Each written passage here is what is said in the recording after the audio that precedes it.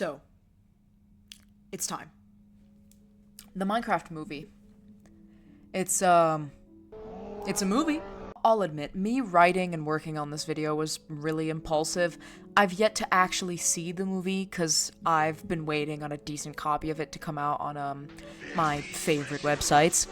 I'm not here to talk about any sort of criticism of the movie itself, though. I'm here to talk about the surrounding stuff. Specifically, I want to go over the surrounding marketing and how the Minecraft movie keeps showing off this, genuine lack of self-awareness, because I think a lot of this has gone too far. I also want to kind of go in depth about the sort of ruckus that this film has caused, because it's quite unique. My name's,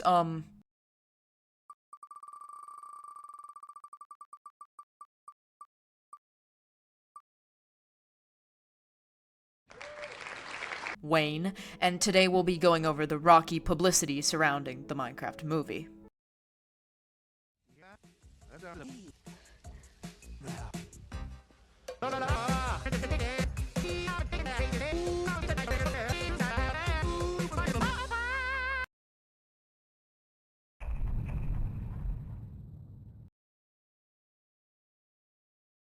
If you're less considerably online than I am at all times, you might be wondering why the film has become this huge, ridiculous meme. Well, to answer that question, we need to go back in time. About 1 year, actually.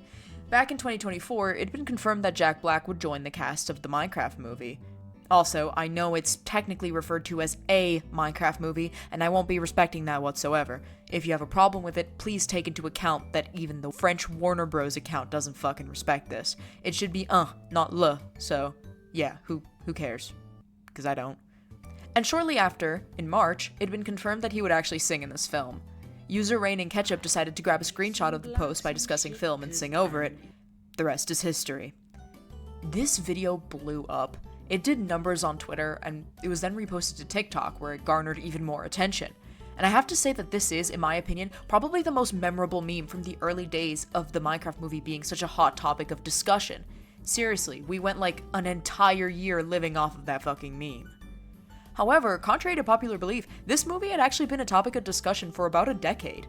According to the Minecraft Animation Wiki, the movie had first been announced in 2014, with an expected release date of 2018, and that date kept being pushed back further and further. Hell, I'd say that even before the film had been announced, people were still eager to entertain the idea of a Minecraft movie. You guys remember that era, right? Where every popular internet thing was getting some sort of blockbuster hoax, like the shitty meme movie ideas, the one with the HD derpinas, being gossiped about by all the sweaty Xbox kids in your class. Yeah, that was truly a time to be alive. Yeah, it's a real mellow contemplative high that comes from the earth. Jack Black. Over there.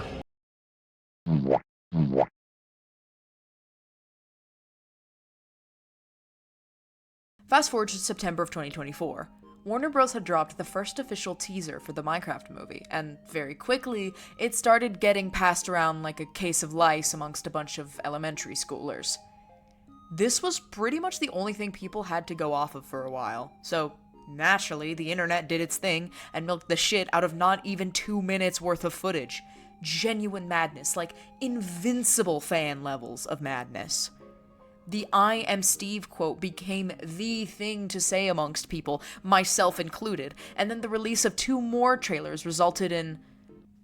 This is a crafting table. This is a crafting table. This is a crafting table. creativity, I guess. Whatever. We all know how it happened, and I'm not here to give anybody a history lesson. I just wanted to brush up on how we got here because, well, things have been getting a little extreme.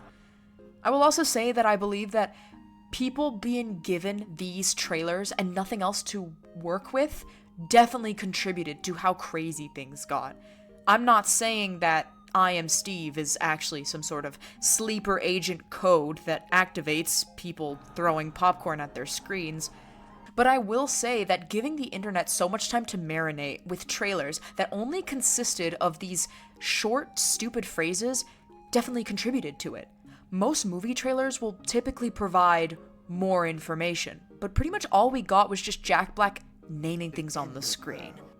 And that, quite understandably, got made fun of, because who writes a movie like that? I am Steve. He said it! He said it!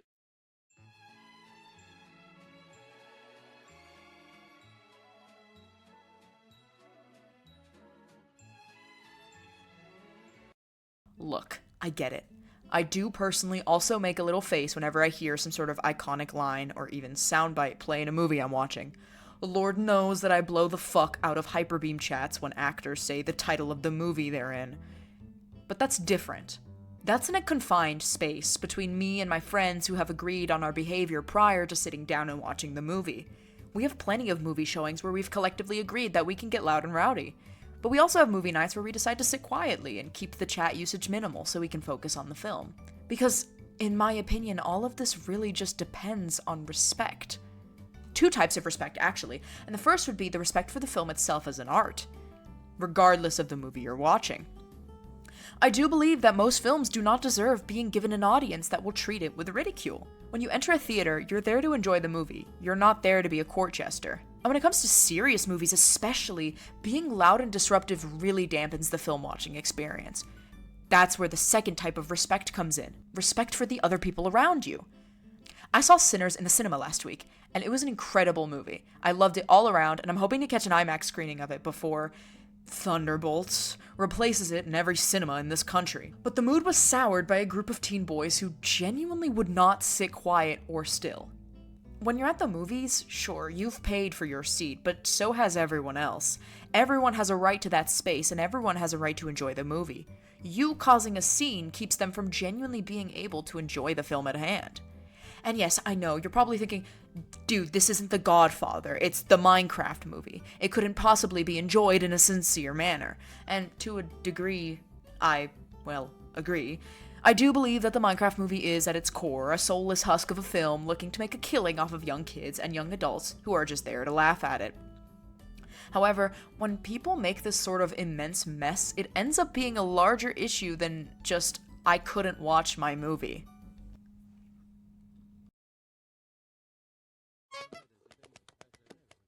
I heard the Minecraft movie is going to be a spoof directed by a guy known for his comedy. Shit, it's Hess. It's going to be Hess, isn't it?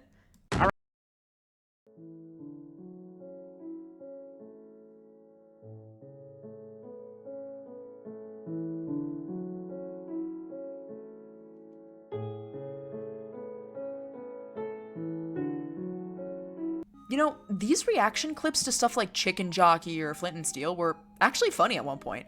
Like, when it started out with just groups of people applauding, or maybe even saying the quote along with the movie, I didn't mind at all. I actually found it pretty entertaining.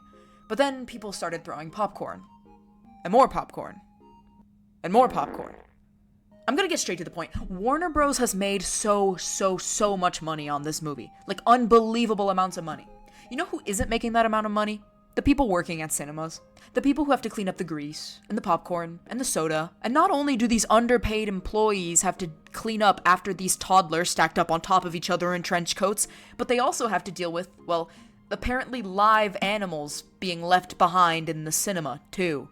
This is abuse, by the way. Actual animal abuse.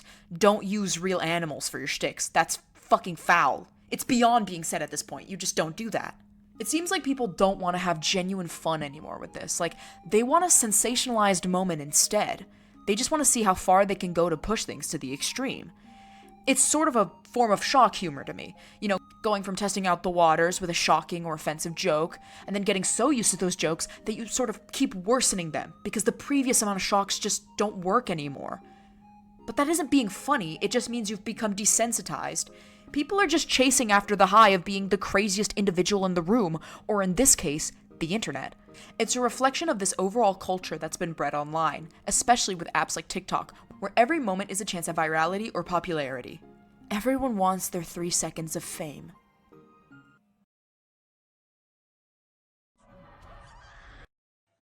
Zero limits. Zero limits. Zero limits.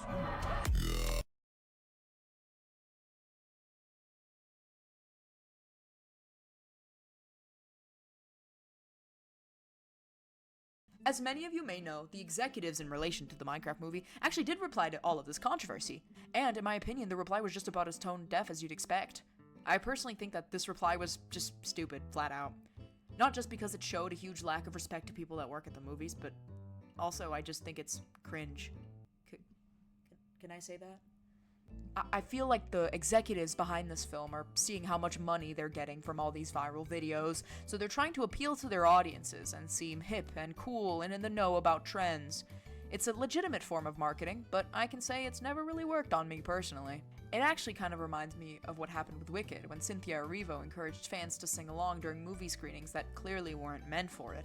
However, I will say that I think Cynthia was sort of backed into a corner when it came to her response, and I know that she didn't mean any ill will with it. I can't say the same for the execs behind the Minecraft movie.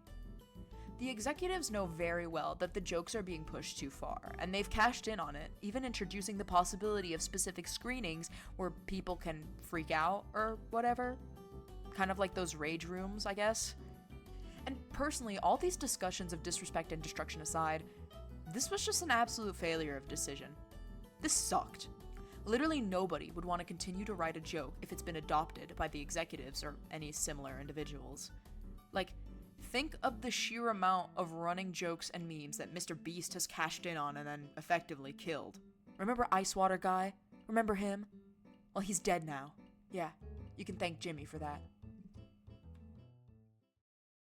Don't cry, little monster. Uncle Wayne's got enough video essays to feed you your entire life. Jerry, bring in the P&G tuber ASAP. Boy's hungry.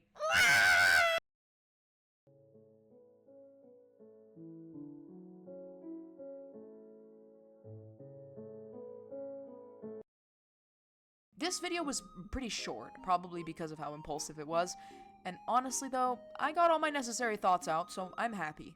And I think the most important takeaway from all of this is that people love to try and push the boundaries of what's safe and acceptable in order to garner attention, only to abandon those attempts once somebody uncool tries to join in.